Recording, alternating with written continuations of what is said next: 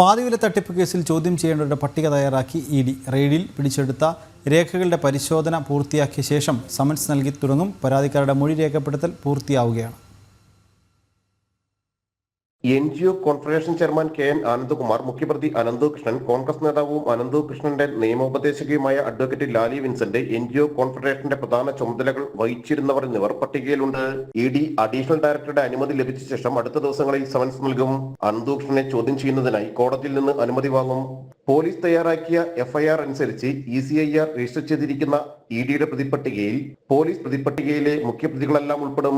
വ്യാപക റെയ്ഡിന് പിന്നാലെ പിടിച്ചെടുത്ത ഡിജിറ്റൽ തെളിവുകൾ, ബാങ്ക് അക്കൗണ്ട് വിവരങ്ങൾ എന്നിവ ഇഡി പരിശോധിച്ചു വരികയാണ്.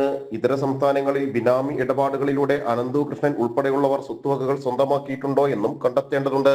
CSR ഫണ്ടുകൾ നൽകാൻ ചില കമ്പനികൾ തയ്യാറായിരുന്നുവെന്നും അക്കൗണ്ടുകൾ പോലീസ് മരവിപ്പിച്ചതാണ് പാതിവില ഇരുചക്ര വാഹന പദ്ധതി അവതാളത്തിലാക്കിയതെന്നുമാണ് അനന്തകൃഷ്ണൻ പോലീസിനും ക്രൈംബ്രാഞ്ചിനും നൽകിയ മൊഴി. അനന്തകൃഷ്ണന്റെ മൊഴിയിലെ കമ്പനി പ്രതിനിധികളിൽ നിന്നും ഇഡി വിവരങ്ങൾ ശേഖരിക്കും. ജനം, കൊച്ചി.